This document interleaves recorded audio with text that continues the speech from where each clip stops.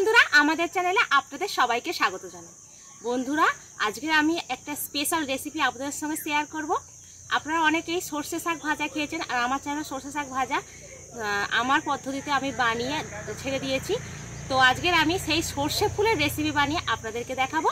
তার জন্য আমি প্রথমে ব্যাটারটা গুলে রেখে দেব, তারপরে সর্ষে ফুল তোলা আপনাদেরকে দেখাবো।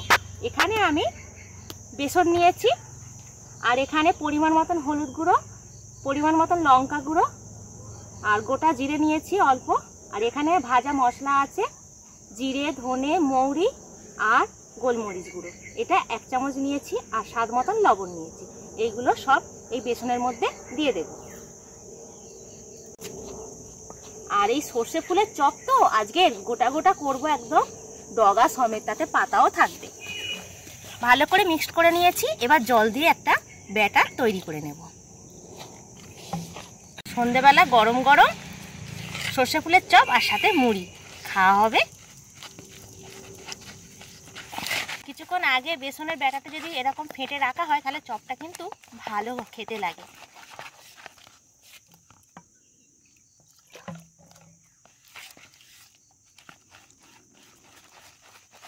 এইভাবে 5 থেকে 6 মিনিট ভালো করে ফেটে নেব। দেখুন আওয়াজটা, দেখুন দেখুন। এবার ঢাকা দিয়ে বেসনের ব্যাটারটা রেখে দেব, আর ফুলটা তুলে আপনাদের দেখাচ্ছি। আর বন্ধুরা দেখুন, ডগা সমেত আজকে সর্ষে ফুলের চপ বানিয়ে আপনাদের দেখাবো। এই দেখুন, আপনারা কে কে এরকম সর্ষে ফুলের চপ খেয়েছেন অবশ্যই কমেন্টে জানাবেন। আর এই দেখুন, পাতা সমেত নেব। এগুলো কুঁড়ি আছে, তবুও খেতে ভালো লাগবে। গোটা গোটা পাতা আছে, সব নিয়ে নেব। এই দেখুন, খুব সুন্দর খেতে লাগে। সর্ষে তো ঝাঁঝ আছে, আর সর্ষে শাক ভাজাও ভালো লাগে। এই দেখুন, এইটা পুরো এই সমেত আজকে চপ ভাজবো।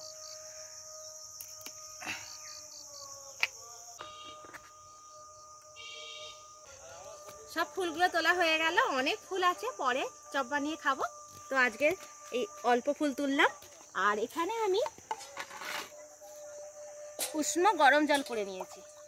গরম জলের মধ্যে এগুলো 5 থেকে 6 মিনিট ভিজিয়ে দেব। তারপরে 4 থেকে 5 বার ভালো করে ধুয়ে নেব পরিষ্কার জল দিয়ে। যদি পোকামাকড় থেকে থাকে তাহলে গরম জলে বার হয়ে যাবে। আপনারা পুরো ভিডিও দেখতে থাকবেন। আর চলে যাব রান্নার কাছে, আপনারা দেখতে থাকুন। জল থেকে ধুয়ে তুলে নিয়েছি, আর জলটা ঝরিয়ে নিয়েছি। এবার বেসনেতে এইভাবে ডুবিয়ে নেব। আর বেসনের ব্যাটাটা ঠিক এইভাবে তৈরি করে নিতে হবে। ঘনও নয়, পাতলাও নয়, মিডিয়াম রাখতে হবে। এই দেখুন, আর গ্যাসে তেল গরম করতে দিয়েছি, সাদা তেল। এবার গিয়ে এক এক করে ছেড়ে দেব।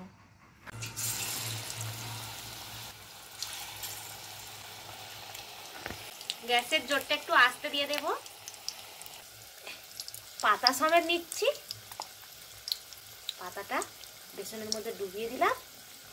এবার ছেড়ে দেব।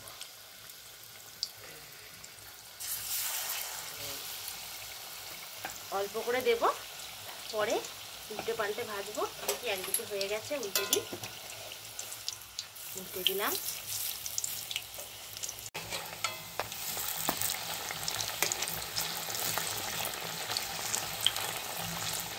কতটা সুন্দর দেখতে লাগছে দেখুন, আর খেতে তো দারুণ লাগবে। উল্টে পাল্টে এইভাবে লাল করে ভেজে নেব। এইভাবে মুচমুচে লালচে করে ভেজে নিয়েছি।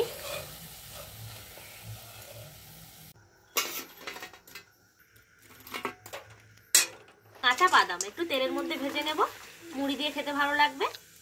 গরম গরম সর্ষে ফুলের চপ, তাও পাতা সমেত। এর মধ্যে তো পাতা আছে। বাদাম ভাজা তেলের মধ্যে, মুড়ি নিয়েছি, কাঁচা লঙ্কা, আর এখানে নিচ্ছি কাসুন্দি সস। যার যেটা ভালো লাগবে সেটা দিয়ে খাবে। টমেটো সস,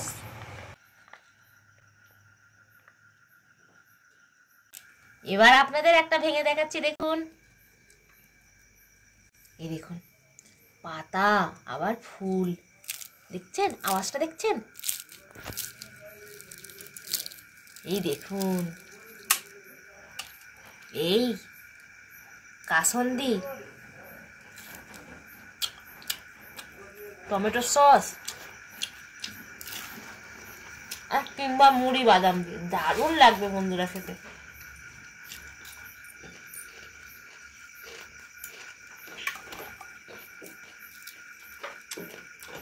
এগুলো দারুণ খেতে হয়েছে।